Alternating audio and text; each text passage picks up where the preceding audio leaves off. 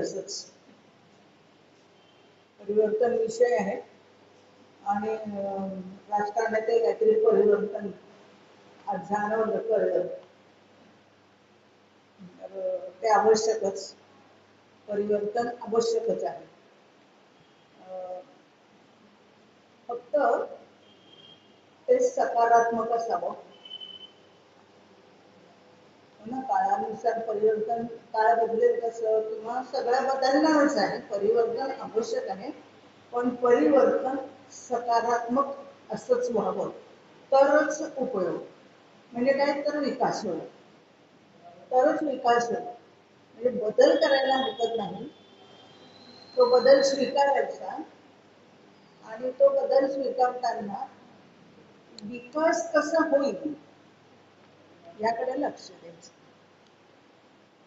आपण आपलं वृद्धत्व स्वीकारलंच आहे का म्हणजे पर्यायच नाही पण आता काहीच नाही ही भूमिका नाही म्हणजे नकारात्मक नको बदल होणारच आहे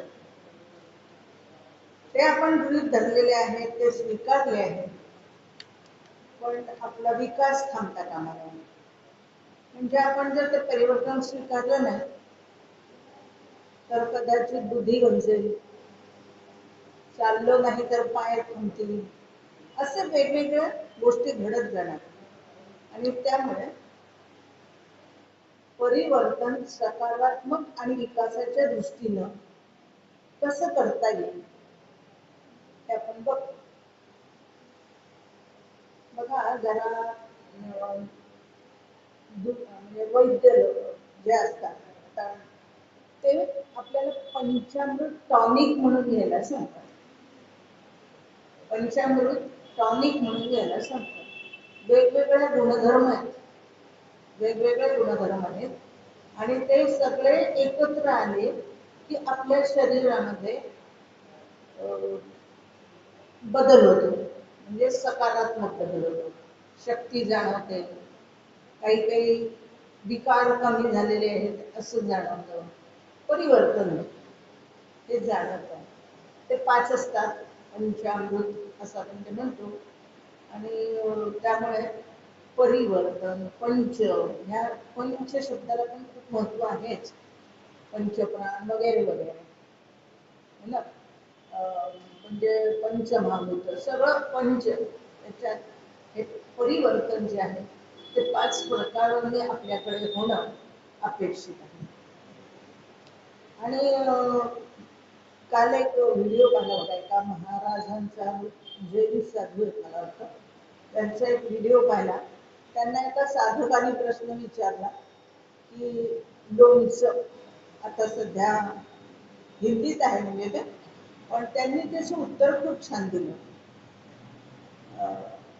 म्हणजे कैरी आहे तिखट आहे मेथी कडवट आहे वगैरे वगैरे असं सगळं एकत्र करतो आपण आणि मग एक चविष्ट पदार्थ तयार होतो ज्याच्यामुळे आपल्याला रुची वाढते जेवणाची किंवा एकूणच जरा 2 घास जास्ती जातात वगैरे असं तर का असं असेल असं त्या साधूंना त्यांनी प्रश्न विचारला म्हणजे त्यांनी साधूंकडचं उत्तर त्यांना वेगळं अपेक्षित आहे म्हणून त्यांना विचारलेला प्रश्न आहे त्यांनी असं म्हटलं की ह्या सगळ्या गोष्टी एका बरणीत आहेत या सगळ्या गोष्टी एका बरणीत आहेत प्रत्येक गुणधर्म वेगळा आहे पण ते सगळे जेव्हा एकत्र येतात त्याच वेळेला आणि कोणीही एकमेकांना म्हणत नाही माझा जास्ती चांगला आहे म्हणजे माझा आंबटपणा जास्त चांगला म्हणून लोक मला खातात किंवा माझं तिखट म्हणजे माझ्यामुळे त्याला चव येते असं कोणीच कोणाला म्हणत नाही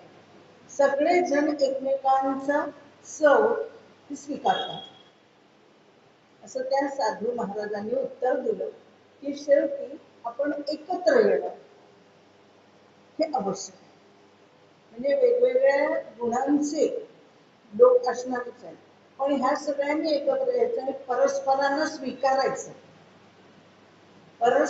स्वीकारायचं आणि मग त्यांचं सगळ्यांचं मिळून जे तयार होतं ते आचार ते लोणचं आणि म्हणून जेवणातली चव वाढते जेवणामधली त्यातली शक्ती वाढते वगैरे मग तेच आपल्या देशाचं पण आहेच नाही का. विविध गुणांचे लोक, विविध मतांचे लोक हे असणारच.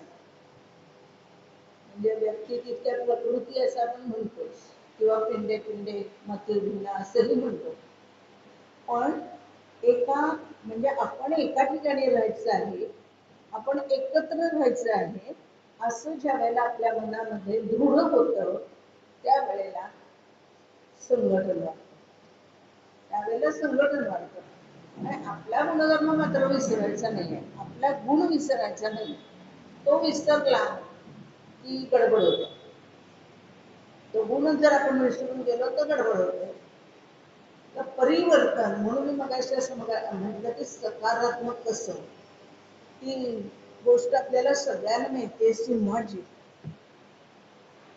की ते छोटं पिल्लू आहे रस्ता चुकलेलं, आणि एका धनगराच्या त्या कळपामध्ये बकऱ्यांच्या कळपामध्ये ते गेले, त्यांच्याकडून ते तिकडे आले. छोटच, त्याला माहिती नाही आपण कोण आहे, त्याच्या स्वतःची ओळख झालेली नाही. तो तिथपर्यंत पोहोचलाय आणि त्या मेंढ्यांसारखं वे करतोय, त्यांच्यासारखं राहतोय, त्याला स्वतःच काय कळतच नाही. ही गोष्ट आपण अनेक वेळा वाचली असेल, ऐकली असेल. आणि मग जेव्हा एका सिंहाची डरकाळी त्यांनी ऐकली त्यावेळेला उपजतपणे त्यांनी पण डरकाळी म्हटली. ते ऐकलेलंच नव्हतं तोपर्यंत त्याला ते कळलं नव्हतं आपण कोण आहे. तो बेच ऐकत होता, म्हणजे आपल्या भोवती आहे तेवढंच ऐकलेलं आहे. विकास तर थांबला. त्यामुळे जे त्याच्याकडे होतं ते विकसित झालंच नाही. आणि मग ते केव्हा विकसित झालं, ती डरकाळी ऐकल्यानंतर विकसित झालं. आणि त्यांनी पाण्यात पाहिलं तेव्हा तो म्हणणार, मी यांच्यासारखा नाही, मी वेगळाच आहे. हे सुद्धा त्याला कळलं नव्हतं की आपण स्वतःकडे बघावं, स्वतःकडे आपण बघावं हे सुद्धा त्याला कळलं नव्हतं. हे पाण्यात पाहिल्यानंतर त्याला कळलं. नाही, पाण्यात पाहिल्यानंतर त्याला कळलं की आपण वेगळे आहोत. आणि त्याने तो कळप सोडला आणि तो डरकाळी देणाऱ्या सिंहाच्या मागे गेला. तिकडे तो गेला. आता त्याला त्यांनी स्वबोध असा शब्द प्रयोग केला की स्वतःला ओळखणं, स्वतःला ओळखणं हे किती गरजेचं आहे. विस्मरण झालं की संपलं. हनुमंताला जांबवनाने आठवण करून दिल्याला तू पराक्रमी आहेस, तू हे सहज उल्लंघून जाऊ शकतोस, असं कोणीतरी आपल्याला स्मरण करून द्यावं लागतं. आणि मग स्वतःच्या शक्तीचा बोध होतो, स्वतःच्या शक्तीचा बोध होतो. मग आता हा स्वबोध झाल्यानंतर आत्ताची स्थिती आपल्या देशाची बघता मला काय करायचंय, याच्यासाठी हा विषय, त्यासाठी हा विषय घेतलाय. मला काय करायचंय असं आता वाटून चालणार नाही. आपल्याला राहायचं इथे, आपण नागरिक आहोत देशाचे, आणि त्यामुळे देशाचं भलं कुठून ना कुठून आपल्यापर्यंत पोचतं, कुठून ना कुठून आपल्यापर्यंत पोचतं. अगदी साधीच गोष्ट आहे, युद्ध चालू आहे, कुठेतरी चालू आहे, पण आमच्याकडे इथे टंचाई झाली की आपल्याला कळतं की नाही युद्ध चालू आहे. मग कुठून ना कुठून आपला संबंध असतोच असतो.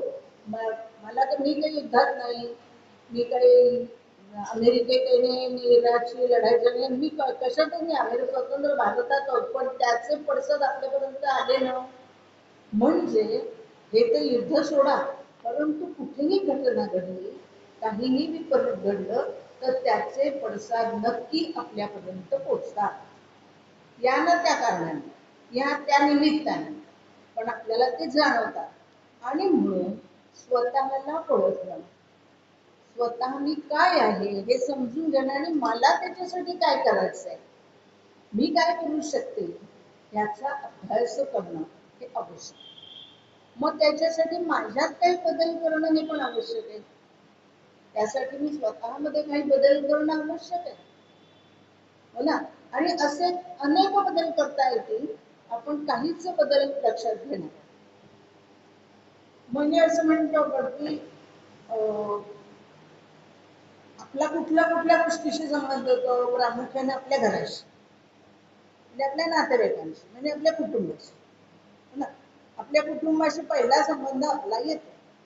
मग माझं कुटुंब चांगलं म्हणून ओळखलं जावं, किंवा माझ्याकडे लोकांनी आदराने बघावं, किंवा माझ्याशी मैत्री करावी असं वाटावं असं मी वागणं, नसेल तर बदलणं, परिवर्तन करणं, हो ना, हे आवश्यक आहे. मग कुटुंबापासूनच बदल सुरुवात होते. मग आदर्श कुटुंब कोणतं? आता ज्या परिसरामध्ये आपण राहतो, म्हणजे असे 5 स्तर मी शोधले. तर क्षेत्र, चित्र, पात्र, क्षेत्र, चित्र, पात्र, मित्र आणि नेत्र. काय आहे हे? माझं कुटुंब जिथे राहत आहे त्याचा परिसर कोणता आहे ते क्षेत्र. आता जे आहे तिथे जात आपल्याला बदलता येत नाही, कारण कमी किमती, पाणी भरपूर आहे, हवा उजेड आहे, असं घर आपण शोधणार, बरोबर ना. तेव्हा काय आपल्या बाजूची माणसं कशी ते माहिती नसतं. आपल्याला फक्त घर माहिती असतं की ते छान आहे, लिफ्ट वगैरे आहे, उजेड आहे, पूर्वाभिमुख आहे, वगैरे वगैरे, जे काही सगळं छान आहे ते आहे म्हणजे घेऊयात आहे बघ. पण बाजूची माणसं जर फारशी बरी नसतील, सुसंस्कृत नसतील, तर आपल्या पिढीवर किंवा आपल्या मुलांवर काय परिणाम होईल आधी कळत नाही की नाही. कसं कळणार?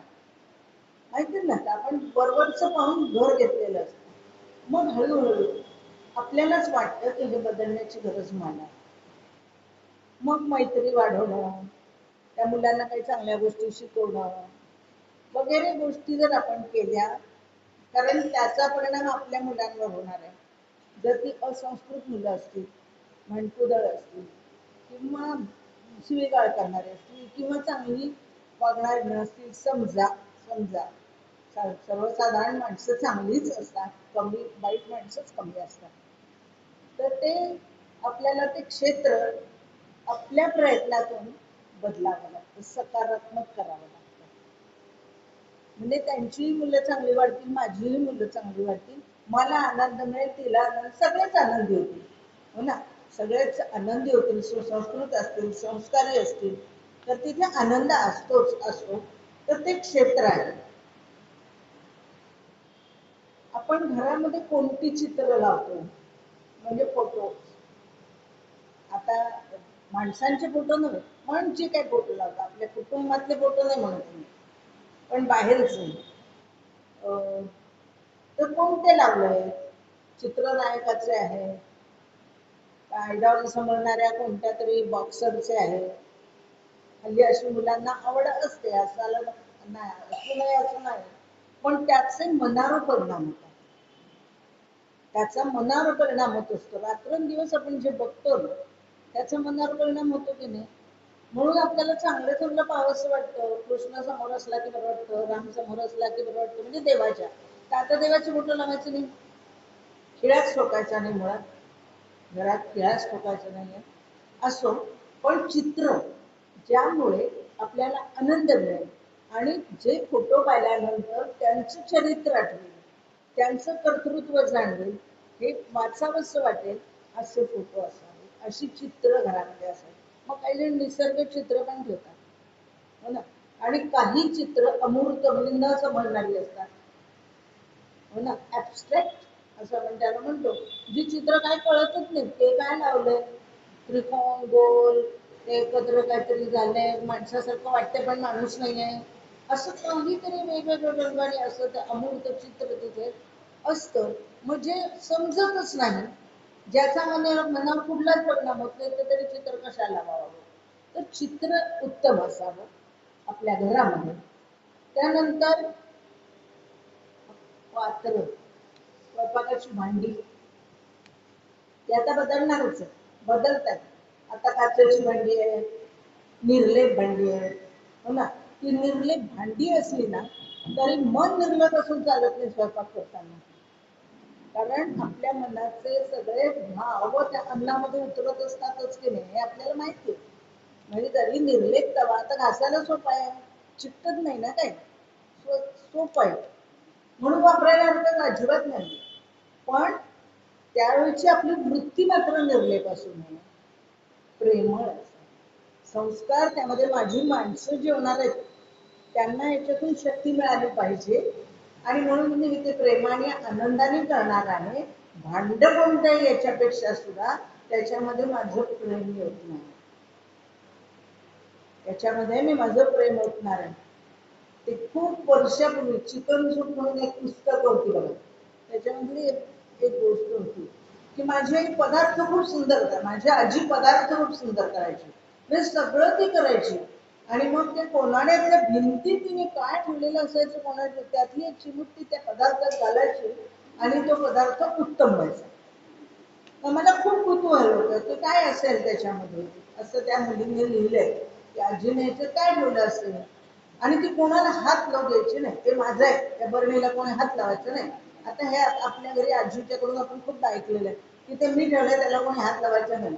आता पूर्वी त्याला सोहळ्यात वगैरे म्हणायचे, पण ते कोणाळ्यापर्यंत कोणी जायचं नाही आणि आपण आजीचं ऐकलं.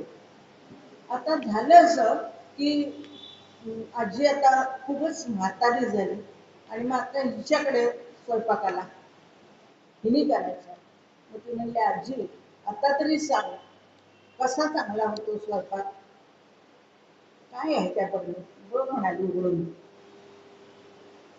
त्या बरणीत काय आहे, रिकामी बरणी. पण ती म्हणली की मी त्याच्यामध्ये हात घालते आणि माझं प्रेम त्याच्यात ओतते आणि मग पदार्थ छान होतो, म्हणून तो पदार्थ छान. तर पात्र अशी असावी, 4 माणसं जेवायला यायची, हो ना. म्हणजे मोठं भांड आपण घेतो की नाही, असावं घरात मोठं भांड असावं, 10 माणसांनी तर स्वयंपाक करता यायला पाहिजे, लहान भांडी पडता कामा नये वगैरे अशी आपली कल्पना होती. आता तशी फारशी राहिलेली नाही, आपल्या तिघांना पुरेसं एवढं झालं की झालं. तर तसं असू नये म्हणून पात्र हा शब्द प्रयोग म्हणजे भांडी स्वयंपाकाची. लहान असली तरी 2दा स्वयंपाक करावा लागला तरी चालेल, मी करते. किंवा एकाच भांड्यात 2 पदार्थ मला शिजवता येतील हे कौशल्य पण असलं पाहिजे. पिठलं भात एकत्र करण्याचं, हो ना, पिठलं भात एकत्र करण्याचं कौशल्य पण असलं पाहिजे, ते कौशल्य आहे. एकच पातेल आहे माझ्याकडे आणि मला लवकर करून वाढायचं आहे, आपल्याला माहिती आहे की शेवटची वाफ जेव्हा भाताला येते त्याला तिथे आपण कालवलेलं डाळीचं पीठ वरून ओततो, हो ना, आणि मग त्यात ते पीठ भोकातून पीठ बरोबर आत जातं पिठलं आणि पिठलं भात एकत्र तयार होतो, एका पातेल्यात स्वयंपाक तयार होतो. ही कौशल्य माझ्यात असली पाहिजे. कमी जास्ती माणसं येणार असतील तर 2दा करायची माझ्यामध्ये ताकद असली पाहिजे. म्हणजे शेवटी आपल्या मानसिक संस्कारच येत नाही, चित्र झालं, पात्र झालं, क्षेत्र झालं, हो ना. मित्र ते चांगलेच असले पाहिजे, हो ना. समानशिले व्यसनेशी वगैरे सगळं आपण म्हणतोच, पण हे सगळे मित्र चांगले असावे, कारण त्याच्यासाठी मी चांगला असावं लागतं. कारण मी पण कोणाची तरी मैत्रीण होणार आहे ना, मी चांगली असेल तर ती माझी अशी मैत्री करेल, याचा अर्थ मी माझ्यात परिवर्तन करायला, म्हणजे मित्र चांगले तयार होऊ शकतात. आणि नेत्र बघायचं जे आहे आपल्या डोळ्यातून ते चांगलं थोडं बघावं, वाईट विसरून जा, त्याच्याकडे दुर्लक्ष करा. जेवढं चांगलं आहे तेवढं आणि जे सुंदर आहे ते डोळ्यांना सुखावं असतं. मग आपण जर चांगलं बोललो एखाद्या व्यक्तीबद्दल फक्त असेल का तसं, ते एखाद्याने तसं केलं असेल म्हणजे ती व्यक्ती वाईट नाहीये, ह्याचा अर्थ त्या मित्रांकडे बघण्याची माझी दृष्टी किंवा त्या घराकडे बघण्याची माझी दृष्टी ही स्वच्छ असावी, हो ना. ही स्वच्छ असावी. कावीळ झालेलं सगळं पिवळं दिसतं म्हणतो आपण ना, म्हणजे एकदा तुम्हाला वाईट नजरेनं किंवा नजरेमध्ये जर स्वच्छता नसेल, निष्पापता नसेल तर अवघड आहे, हो ना, तर अवघड आहे. म्हणून नेत्र, कारण डोळ्यातून भाव व्यक्त होत असतात नेहमी, माणूस कसा आहे ते डोळ्यांवरून कळतं. त्यामुळे डोळ्यामध्ये आपल्या नितळ भाव असावे, प्रेमळ स्वभाव असे असावे, हे नेत्र आहे. आता हे करत असताना, हे सगळे बदल करत असताना आपल्याला लक्ष कशात द्यायचं तर पर्यावरणाकडे, निसर्गाकडे. आता आपण सगळं ओरबाडण्याचा प्रयत्न करतो, म्हणजे केलंच आहे. आता उन्हाळ्यात काय 42 टेम्परेचर झालं, 42 45 टेम्परेचर हाय हाय होते असं सगळं आपण एकमेकांना म्हणतोच आहे. का बरं झालं असं? हो ना. आता आपणच त्याला बदल केले, परिवर्तन झालंय, केलंय, करावं लागलंय. संख्या वाढली, मग सिमेंटची जंगलं करावी लागली, टेकड्या फोडल्या, झाडं कापली, पण पसरवलं, जागा कुठून आणायची? हो ना. नाल्यामध्ये घर बांधली, घर घालून हे सगळं आपण केलं, म्हणजे ओरबाडलं की नाही, म्हणजे आपण शोषण केलं की नाही, केलं. त्याचे दुष्परिणाम भोगायला आपल्याला लागणारच आहे. मग ते भोगावे लागू नये म्हणून काय पर्याय शोधता येतील? परिवर्तन तर करायचं आहे, पण काय परिवर्तन करूया, काय बदल करूया की जे सकारात्मक आहे आणि विकासात्मक आहे. सकारात्मक आहे आणि विकासात्मक आहे, असा बदल काही करता येईल का? असा थोडा विचार करणं आवश्यक आहे. याचा अर्थ असा की आपल्याला फक्त स्वतः पुरतं पाहून चालणार नाही. स्वतः पुरतं पाहून चालणार नाही की ठीक आहे, आता त्यांची पण सोय होणार असेल तर माझ्या हॉटेलला थोडं कमी आलं तरी चालेल, किंवा ठीक आहे त्याच्यामध्ये मी नीट करण्याचा प्रयत्न करेन, वगैरे वगैरे सगळं. आता सुखावं म्हणून आपण प्लॅस्टिकच्या कुंड्या वगैरे ठेवतोच की घरामध्ये. हो ना, सगळ्यांनाच काही सजीव किंवा खड्या ठेवता येत नाही. पुन्हा त्याची भांडणं, पाणी टाकलं की खालच्यानी ओरडाओरडी करायची, आमच्याकडे पाणी आलंय, पुन्हा भांडणं वगैरे. तर एकूण हे असं सगळं चाललंय, पण त्याच्यामध्ये आपल्याला काय करता येईल त्याचं तारतम्य किंवा विवेक विचार करण्याची आता गरज निर्माण झाली. तशी गरज निर्माण झाली. आता आम्हाला नाही, ते नाही, वाड्यामध्ये सगळं एकत्र येणं नाही, एकत्र खेळणं नाही, हे काहीच नाही. हे अपरिहार्य एक बदल. पण मग शोधायचं की नाही, शोधतात मुलं, ते सुद्धा शोधतात. त्याचं कौतुक वाटतं. त्या मुलांकडे बघताना पत्ते पत्ते आपले वेगळे होते, आता वेगळे पत्ते आले, ज्याच्यात त्यांची बुद्धी पणाला लागते. असे वेगळे पत्ते, म्हणजे आपण बदामचं ते खेळत होतो समजा, आता तसं नाही राहिले. त्यांचं स्किल वापरावं लागतं त्यांना त्याच्यात. दुसऱ्याचे मार्क कमी करायचे, स्वतःचे वाढवायचे, स्वतःचे कमी होते वगैरे वगैरे. म्हणजे असे सगळे शोध हळूहळू ते घेत आहेत खेळण्यामधले. पण मग आपली भूमिका काय? तो स्क्रीन टाइम कमी करायचा आणि खेळ पुरवायचे. तर तुझ्याबरोबर मी पण खेळते, आपण दोघं मिळून खेळूया ना, आपण दोघं मिळून खेळूया असं म्हणून आपण पण ते शिकणं आपल्या वेळासाठी म्हणून सांगते की चल मला शिकवतो गेम, आपण दोघं मिळून खेळू. आणि मग त्याच्यामध्ये रस घेऊन मी खेळायला लागले ना की त्याला कळतं अरे आजी पण आपल्याला हरवू शकतो. हा जो आनंद आहे ना त्याला देणं हे परिवर्तन, आणि ते कुटुंबामध्ये खूप गरजेचं आहे आपल्याला, खरोखरच खूप गरजेचं आहे की त्याच्यामध्ये समरस होणं. काय तुमचे ते पत्ते असं नाही, बरं आण मला शिकव, असं एक वाक्य आपण म्हटलं ना की त्या मुलांना कुठेतरी आपल्याबद्दल असं वाटतं की आजी काय अगदीच अडाणी नाही, शिकवलं तर कळतं. हो ना. तर हे जे बदल आहेत ना हे करणं आवश्यक आहे. आणि त्यावेळेला आपल्याला यूज अँड थ्रो वापरायचं नाहीये. पात्र पुन्हा ताटल्याच घ्यायच्या. आता ताटल्या वापरल्या, पाणी लागतंय बरोबर, पाणी लागतंय की नाही, मग कमी पाण्यामध्ये कसं करता येईल, कशा भाजता येतील वगैरे. मग पदार्थ असे करूया की ज्यामुळे ताटल्या फार ओषट होणार नाही. काही ना काही सकारात्मक बदल पण पर्यावरणाचा विचार करून. यूज अँड थ्रो मध्ये कचरा पण वाढवतोय, प्लॅस्टिक पण वाढवतोय. म्हणून सोपा आहे, दिसायला आकर्षक आहे, निर्विवाद, हलका आहे वजनाला. पाण्याची बाटली स्टीलची आणण्यापेक्षा प्लास्टिकची आणली तर वजनाला कमी आहे, बरोबर ना. हे आहे, हे मान्य आहे, पण तरी त्यातल्या त्यात आपल्याला पर्यावरणाचा विचार करून काय वापरता येईल असं सगळ्यांनाच विचार करावा लागेल. त्याच्यामध्ये आपली बुद्धी वापरावी लागेल, म्हणजे आपल्या बुद्धीला कुठेतरी चालना मिळणार आहे, बुद्धीला कुठेतरी चालना मिळणार आहे. आता तिसरी गोष्ट आपल्याला जी करायची आहे परिवर्तनामधली, म्हणजे जसं कुटुंब आपलं, या 5-7 गोष्टी, 5 गोष्टी मी सांगितल्या, त्या तरच्या 5 गोष्टी लक्षात ठेवूया.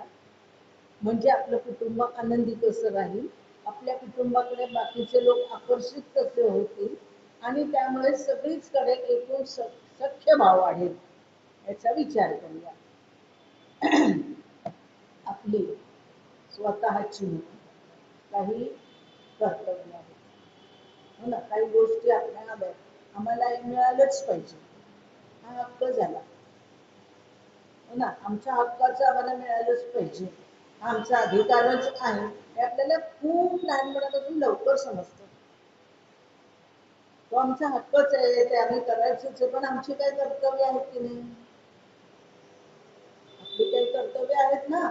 तर कर्तव्य काय आहे, आपल्या मुलांना ते सांगायचं असेल तर मला काय केलं पाहिजे, कारण माझ्याकडे मुलांचं लक्ष असतं, मुलं टिपकावर असतात असं आपण म्हणतो, ते आपण बोलू तर बरोबर ते म्हणतात, त्यांचं लक्ष असतं, आपल्याला वाटतं आपण बोलून टाकलं त्याला काय कळतंय, पण त्याचं बरोबर लक्ष असतं आणि तो करतो त्यावेळेला बरं का, आणि बोलतो लोकांच्या समोर तेव्हा कळतं बापरे आपण असं बोललो होतो का, आजीच म्हणत होती परवा असं तो सांगतो आणि मग आपल्याला जाणवतं. त्यामुळे आपल्याही काही गोष्टी आपण लक्षात घेऊया की आपली काही कर्तव्य, म्हणजे बघा की मी अगदी प्रामाणिकपणे, मी म्हणजे मी नाही, आपण प्रामाणिकपणे आपण एखादी गोष्ट केली आहे, आजी रांगोळी काढते ना तर ते बरोबर नीटच काढते, कशी तरी काढून मोकळी होत नाही, आजी जेव्हा वाढते ना तेव्हा त्या त्या ठिकाणीच तो पदार्थ वाढतो, मुलांचं लक्ष असतं, त्या त्याच ठिकाणी तो पदार्थ वाढतो, घेतलं वाढलं असं नाही होत, आणि चुकलं तर ती म्हणते अरे तिथे नाही इथे वाढतं, मग मुलं म्हणतात काय पोटातच जायचं ना, कशाला नाही, व्यवस्थितपणा असला पाहिजे, तो पदार्थ तिथेच असला पाहिजे, हा आग्रह आपण धरला पाहिजे. पण आग्रह केव्हा धरता येतो, आपण करतो तेव्हा, आपण करतो तेव्हा आपल्याला हा आग्रह धरता येतो, हो ना, आपले कपडे लागून ठेवणं, चपला नीट काढून ठेवणं, आणि मग आपल्याला म्हणतात माझी चप्पल कधी बाहेर पाहिलीस, वेळी वाकडी काढलेली पाहिलीस, तू पण नीट, तू पण नीट.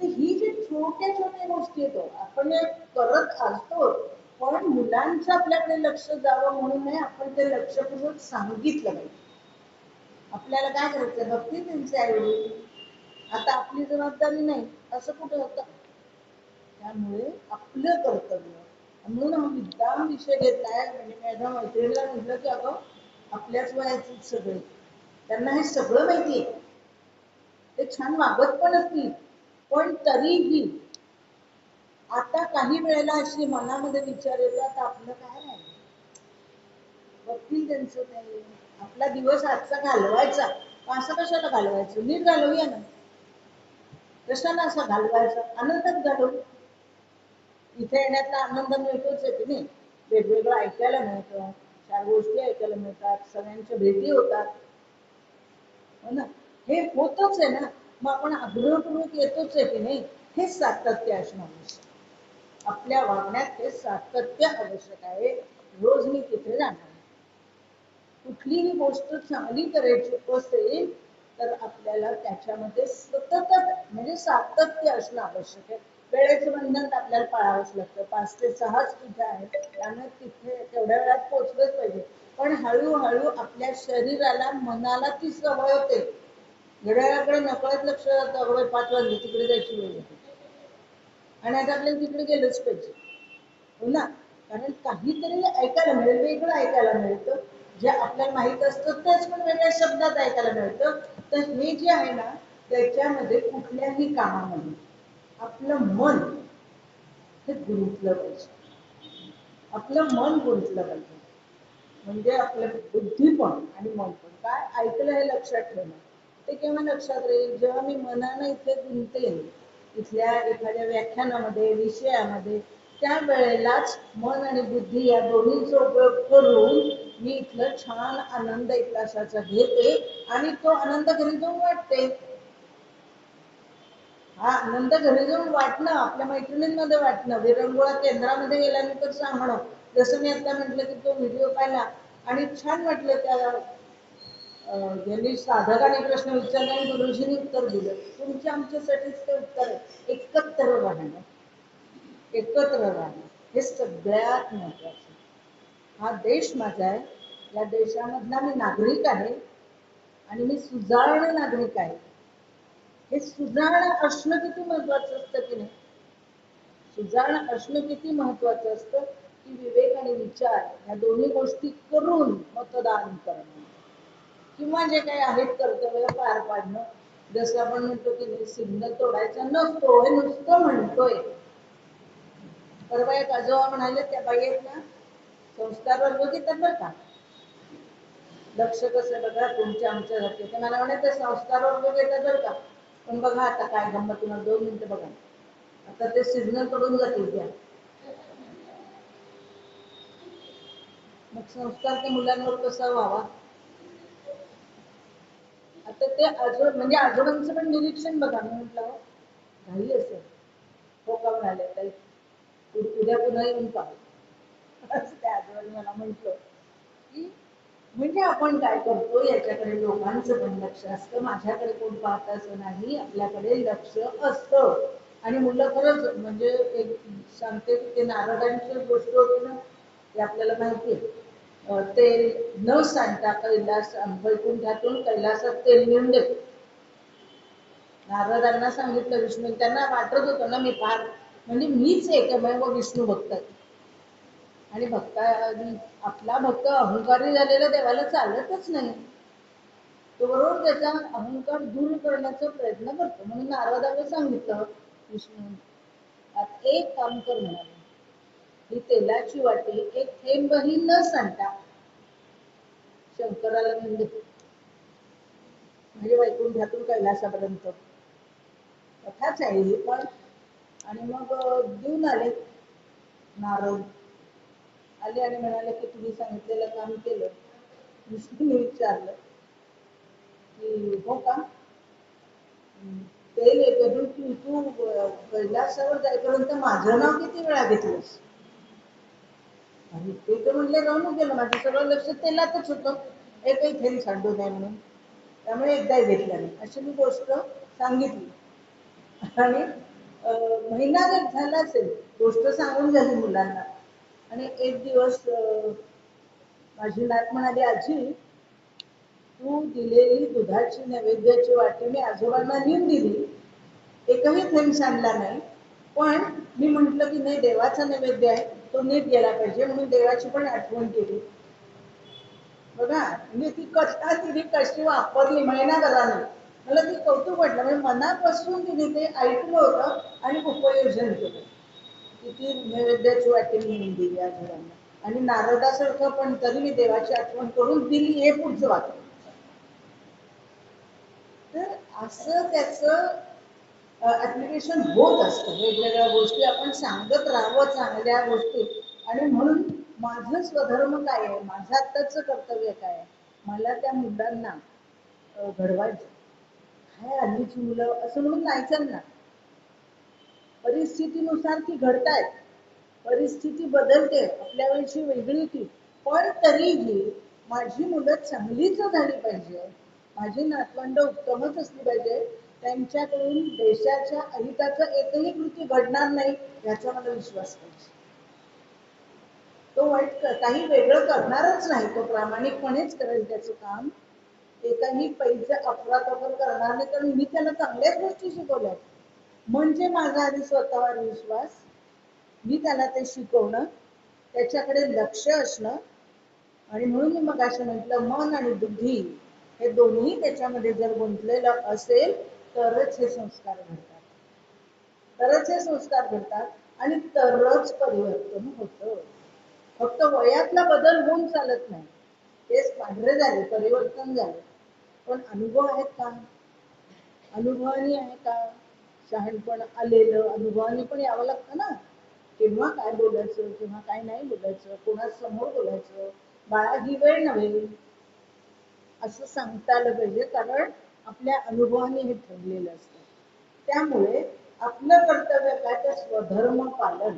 माझं स्वधर्म काय आहे, आजी म्हणून घरावर लक्ष ठेवणं, सगळं व्यवस्थित चालणार नाही बघणं, स्वतःच केलं पाहिजे असं काही नसतं, हो ना.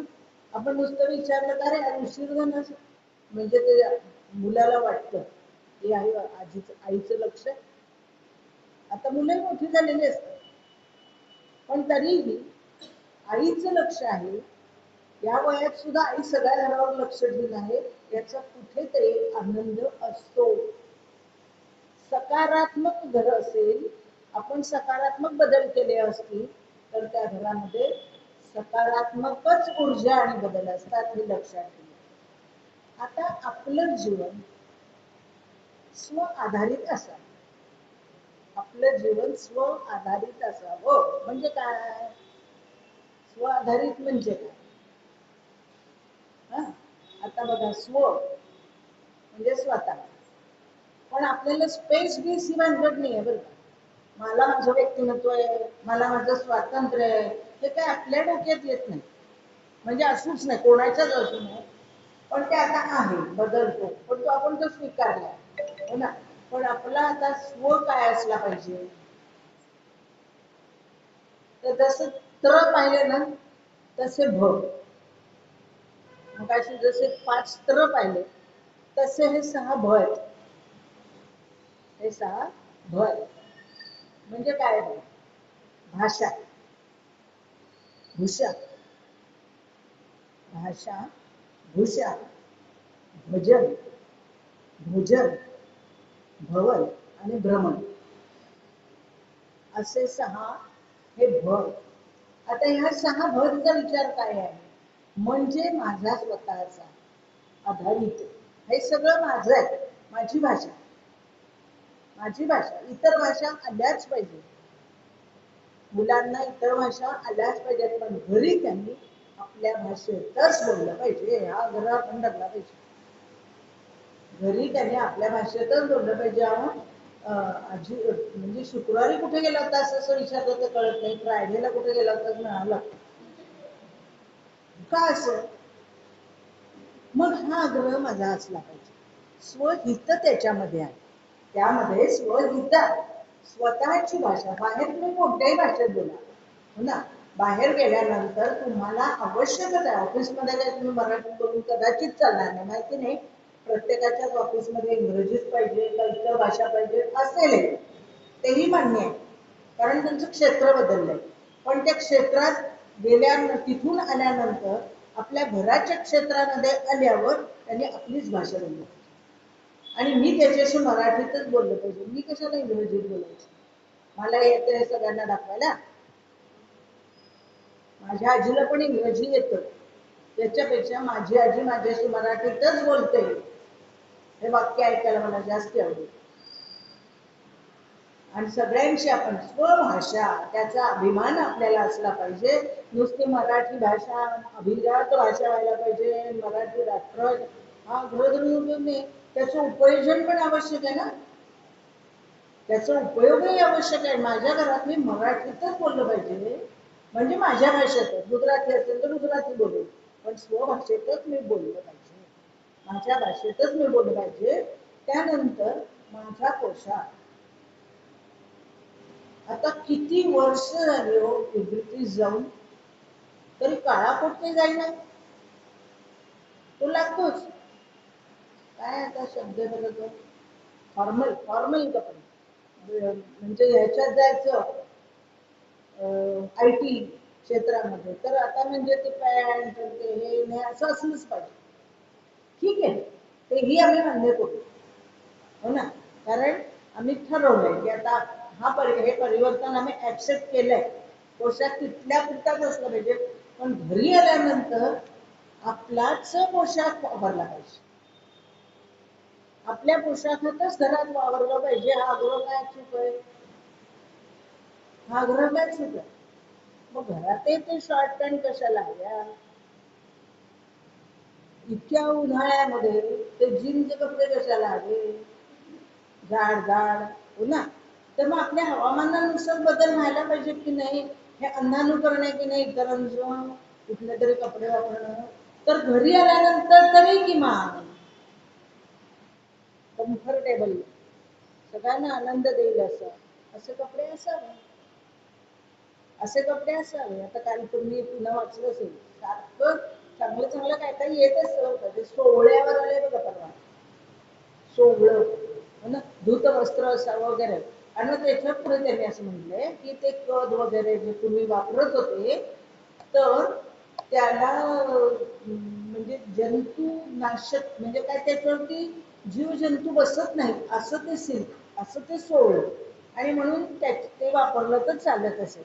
आता झालं असं की ते आम्हाला नकोच, ते आम्हाला नकोच असं वाटायला लागलं. त्यामुळे आपण मात्र घरी आल्यानंतर आपलं घर पुन्हा तेच ते कसं असतं तर पोशाख आपलाच असावा, भाषा आपलीच असावी हो ना, आणि जेवण पण आपलंच असावं. हो, भोजन वरण भात भाजी पोळी सकस अन्न, मग ते प्रोटीन पावडर ते खायची, मग काय ते आता नवीन नवीन निघत राहिलंय सगळं मिलेट्स खायची, मग काय ते कडधान्य म्हणे खूप छान असतात, म्हणजे आम्ही उसळ केले ते वाया गेले. आता कडधान्य छान असतात तुम्ही म्हणता म्हणून आम्ही म्हणायचो, आम्ही म्हणतो की नाही, आम्ही पहिल्यापासूनच सांगतो की कडधान्य चांगले असतात, डाळी चांगल्या असतात, वरण प्या, आमटी भात खा, लिंबू त्याच्यावर पिळा, तुपाची डाळ निदान थेंबड तरी घ्या. आता फॅट वाढते, बाकीच्याने नाही वाढत, तुपाने फॅट वाढते. हे काय मुलं आपल्याला शिकवत असतात, आपण मात्र आपला अनुभव सोडायचा नाही. हे बरोबर आहे मी सांगते तेच बरोबर आहे आणि ते तू खा सातत्याने.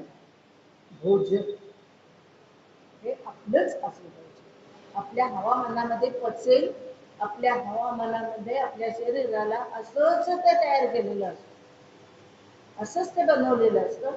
त्यामुळे भोजन पण आपलंच पाहिजे. आणि एक उपासना पद्धती म्हणजे भजन एकदा तरी व्हायला पाहिजे, दिवसातून एकदा तरी देवाचं नाव घ्या, आग्रह धरला पाहिजे की आपण एकत्र भजन म्हणूया.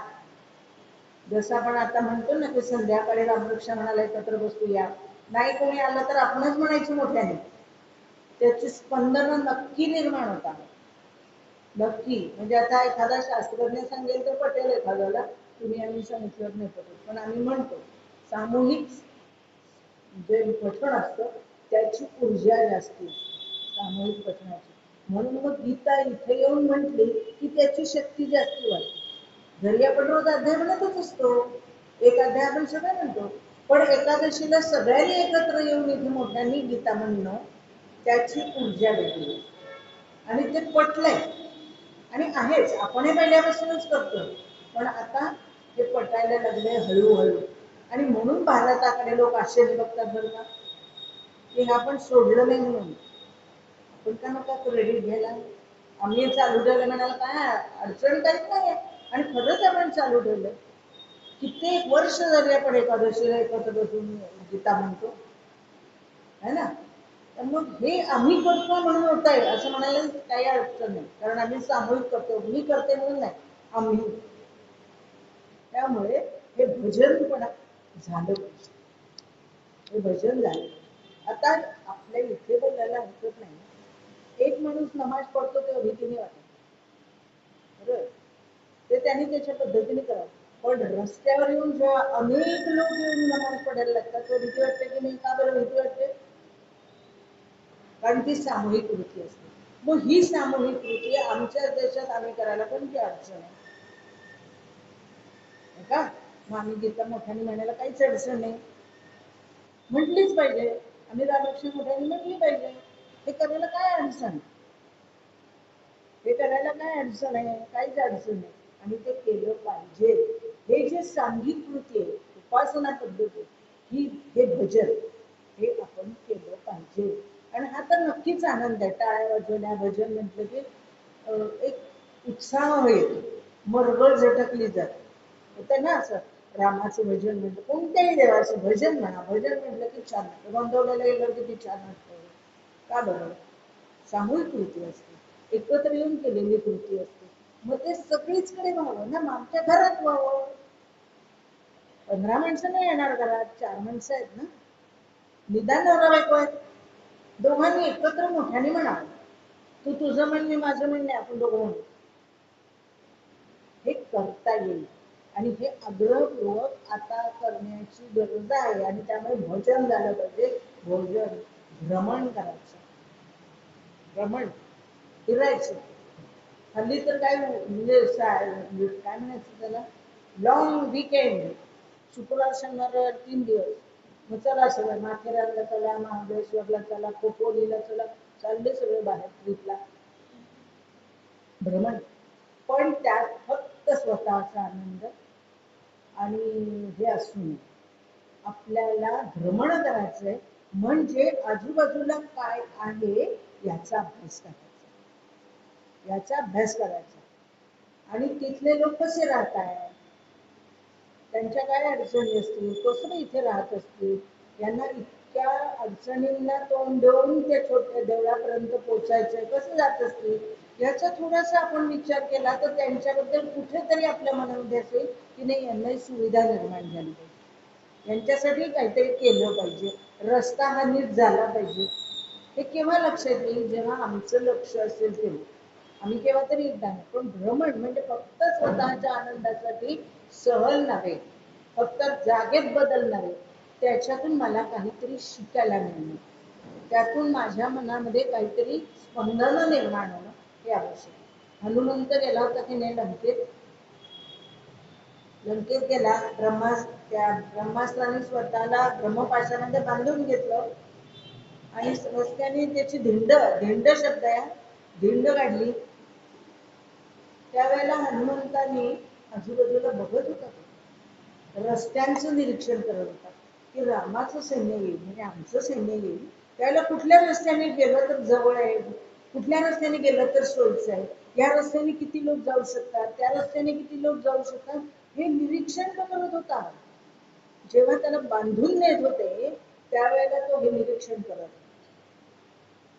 की हनुमंताची दृष्टी आपल्याला नाही का येणार, हनुमंत इतके येणार नाही, पण दृष्टी तर निदान मिळेल की हे मी बघितलं पाहिजे, हे मी केलं पाहिजे ना. इथे हे निरीक्षण मला करणं आवश्यक आहे. दुसरीकडे गेल्यानंतर गेलो तर पण काय लक्षात नाही आता रस्ता कसा होता, गेलो होतो पण तिथे कोणती नदी ती हेच आठवत नाही. इकडे गेलो होतो पण ते मंदिर नेमकं कसलं होतं, हा असं एक होतं, हे विस्मरण होतंय, कारण मनापासून पाहिलेलं नाही, त्याची नोंद नाही. मग भ्रमण करताना या गोष्टी आवश्यक आहेत की नाही, हो ना. भ्रमंती करताना या गोष्टी आवश्यक आहेत, मग नोंदवून ठेवलं म्हणजे देश माझा बघणे, देश बघायलाच जातो ना, केल्याने देशात ना असं आपण म्हणतो, अनुभवांची शिदोरी वाढते या सगळ्या गोष्टींमुळे. तर ते भ्रमण कुठल्या तरी हेतूने असावं, केवळ स्वार्थ स्वतःचा आनंद एवढंच असू नये. त्यातून अभ्यास व्हावा, मला काहीतरी खाद्य मिळावं, माझी दृष्टी विशाल व्हावी, माझी दृष्टी विशाल व्हावी, त्या लोकांबद्दल मला काहीतरी आत्मीयता निर्माण व्हावी की एवढ्या प्रतिकूल परिस्थितीमध्ये सुद्धा ते राहतायत, मला तर सगळं छान आहे, हो ना. आपण जेव्हा जातो आणि बघतो की रस्त्याने मुली पायी शाळेत चाललेले असतात, आपल्याला तर काही त्रास नाहीये आणि तरी आमच्या अभ्यासाकडे लक्ष नाही, आणि त्या मुली तसं शिकतायत. हे कुठेतरी आपल्याला जाणवतं आणि त्या तो जो ते जाणवण आहे ना, ती दृष्टी आणि ते भ्रमण या दोन्ही गोष्टी एकत्र झाल्या पाहिजे. मनात ती इच्छा असली पाहिजे की हे सगळं मला अभ्यासाचं, केवळ वेळ जात नाही म्हणून गेलो असं नाही, नकळत होणारा हा अभ्यास आहे, नकळत होणारा अभ्यास आहे. आणि त्यामुळे आपली दृष्टी विशाल होते, आपली विचारांची मर्यादा वाढते, विचारांचे असे संकुचित राहत नाहीत विचार, आणि या सगळ्या गोष्टी आपण करतो, हो ना. हे आपोआप करतो, हे आपले वाटणे, हा जो भाग आहे तो. आणि भवन म्हणजे आपलं घर, आपलं घर तो स्वर्ग आहे, तो आपण निर्माण करायचा, आपलं घर हे स्वर्ग आहे, आपण निर्माण करायचं, हो ना. राजाला जी सुख मिळाली नाही ती माझ्या झोपडीत मिळतात, असं तुकडोजी महाराज म्हणतात की नाही, राजास ज्या म्हणाली सौखे कधी न मिळती, ती माझ्या झोपडीत तुम्हाला मिळतील. चंद्रमुळी आहे, चंद्र माझ्या झोपडीत येतो, तो का आनंद, हो ना. माझ्या घरी काय तुलना नाही, हे सगळ्यात ती कविता शिकवते की राजाकडून तुलना नाही, माझ्या झोपडीत पण तोच आनंद आहे, असं ते नकळत सांगून जातात. हो ना, ती कविता आपल्याला तशी शिकवून जाते. तर मग माझं भवन, माझं घर कसं असलं पाहिजे? समाधान, आनंद, छोट्या छोट्या गोष्टीत आनंद घेणं, छोट्या छोट्या गोष्टींनी संतुष्ट होणं, ह्या वृत्तीमुळे घरात स्वर्ग निर्माण होतो. या वृत्तीमुळे घरात सारखं भांडण अजिबात नाहीये. भांडण अजिबात नाही टोकाची. मतभेद होती पण मनभेद नाही. मतभेद होती पण मनभेद नाही, याची काळजी घेतली पाहिजे. आता मी त्याचं तोंड पाहणार नाही, इथपर्यंत वेळ येता का मला? हो ना, ते मनभेद झाले. ते मनभेद झाले. मतभेदाने होऊ शकतं, थोड्या वेळाने शांतपणे आपलं मत मांडणं, त्याचं मत ऐकून घेणं, दोघांनी परस्परांनी दोन्ही भावांनी विचार करणं, हे घडू शकतं. हे घडू शकतं, नाही का? पण ते करण्यासाठी हे घर माझे असं वाटणं हे महत्वाचं. स्वतःच असतं असं नाही, भाड्याचंही असतं. पण भाड्याचं घर सुद्धा, तिथे सुद्धा हे माझं घर आहे, तिथे आनंद निर्माण करायचा. म्हणजे सगळ्यांनाच कशी स्वतःची घरं मिळतील? आनंद. एक सहज आठवलं, एक एका गावी मी गेले होते. त्या सुनेची मोलकरीण ती म्हणली, मॅडम तुमचं घर किती, तुम्हाला क्वार्टरमध्ये राहत होते ते, पण तुमचं घर किती छान आहे, मोठं, आणि तुम्ही इतक्या कशाची काळजी करत असता हो सारखी? ती मोलकरीण तिला विचारत होती, मालकीणीला, माझ्या सुनेला विचारत. आणि मग सारखी काय काळजी, की छान आहे तुमचं, एवढं मोठं घर आहे आणि तुम्हाला कशाची काळजी? मग हिला वाटत होतं आपलं स्वतःचं घर करावं, क्वार्टरमध्ये राहतो, आपलं स्वतःचं घर पाहिजे, म्हणजे हिची चिंता वेगळी. आणि ती तिला म्हणते की तुम्ही काय काळजी करताय, किती छान आहे तुमचं घर. दुसऱ्या दिवशी ती आली, मी तिथेच होते, आणि 2 दिवसांनी आली असेल, आणि ती म्हणजे, मॅडम एक आनंदाची बातमी. काय बातमी? मला झोपडी बांधायला जागा मिळाली. कुठे? पाण्याच्या टाकीखाली. मोठी पाण्याची टाकी आहे, त्याच्या खाली मला परवानगी मिळाली झोपडी बांधायला. केवढी आनंदात होती. आनंद असा मिळतो, असा आनंद मिळू शकतो, तुलेला नाही, पण ते उपजत हे कसं मला ते कायम लक्षात राहिलं की हा आनंद मिळतो. कायम लक्षात राहिलं की तिच्याकडून मी शिकायला हवं की आनंद आपल्या मनात असतो, तो आपला आपण वाढवायचा असतो. असं कोणीतरी आणि असं नाही होत, तुलना करून तर नाहीच होत. पण तेव्हापासून माझी सून पण जरा आनंदी झाली. ती म्हणजे खरं आहे तुझं म्हणणं, हे काय वाटलं करेल की माझं घर होईल तर होईल, नोकरी येतपर्यंत आहे ना वाटत, मग बघता येईल. हे तिने शिकवलं. अशाच एक बाई भेटल्या, त्या म्हणाल्या की मला घरच नाही आहे म्हणाल्या, मी नोकरी करते दिवसभर मुंबईला, आता मला घर नाहीये. पण म्हणे मी काय केलंय, म्हणजे दिवसभर पोळ्या करते करते, मधल्या वेळात विश्रांतीसाठी बागेत येते, बागेतल्या बाकाखाली बाकावरती झोपते, विश्रांती होते, पुन्हा संध्याकाळच्या कामाला जाते. आणि आता रात्रीच्या झोपेचं काय करायचं, तर मग मी एका आजींना सोबत जाते. म्हणजे ज्याला मिळवायचंय, आनंद घ्यायचा आहे, किंवा तर कुठेही घर तयार होऊ शकतं त्यांचं, त्या आजींच्या सोबतीने जाते, तेच माझं घर. आजींना मदत होते, मला घर मिळतं, म्हणजे झोपायला जागा मिळते. झोप नाही होत काही काही वेळेला आजी आजारी असल्या तर, पण हे शोधावं लागतं. हे उदाहरण का सांगितले, हे सगळ्यांच्या हॉटेलात नाही, क्वचित कधीतरी आढळणारी गोष्ट आहे, पण त्यात सुद्धा लोक आनंदी असतात. मग मला काय झालंय, आहे त्याच्यातली जास्ती आनंद राहील, माझं घर मी आनंदी ठेवी, कारण ते घर माझं आहे, ते भवन आहे, नुसतं घर नाही, ते भवन आहे. तर हे जे 6 भ आहेत ना, हे पण आपल्याला दिशा देणार. जसे ते नेत्र आहे, पात्र आहे, ते त्र आहेत 5, तसे हे 6 भ आहेत. आणि ह्या 6 भ आणि ह्याच्या त्रमधून आपण आपलं आनंदी जीवन घडवू शकतो, आणि आपलं आत्ताचं आयुष्य कंटाळवाणं न घालवता आनंदाने घालवू शकतो. आजच्यापेक्षा उद्या आनंद जास्ती. मुलांना पण वाटेल की आई अरे आजी एकदम आनंदात असते. आणि हे सगळ्यात महत्वाचं आहे, घरातल्या प्रत्येकाने आनंदी असणं. आपल्याकडे पाहून, चेहऱ्याकडे पाहून निघायला लागतं, म्हणजे बिंब प्रतिबिंब म्हणतो ना तसं. की आपल्याकडे पाहून आनंद व्हायला पाहिजे ना. मग कसं होईल तर मी हसेन तर ते हसतील. माझा चेहरा रडका असला तर ते काय यांच्याकडे बघायचं. सदाय अशाच कोण बोलायला येत नाही आपल्याशी, मग बोलायला येत नाही. अरे यांच्याशी बोललं की खूप छान वाटतं, लोक बोलतात की नाही. मग आपल्याशी लोकांनी बोलावं असं वाटत असेल तर आपण आनंदी राहायला पाहिजे, आपल्यात परिवर्तन केलं पाहिजे सकारात्मक, आणि तर आपला विकास होईल. आणि हाच आपला विकास आहे. आणखीन काय करायचं, आता कुठे पैसे मिळवायचे, पगाराची वाढ म्हणजे विकास नव्हे. मनुष्य म्हणून मी अधिक चांगलं जगणं म्हणजे विकास आहे. मनुष्य म्हणून अधिक चांगलं जगणं म्हणजे विकास आहे.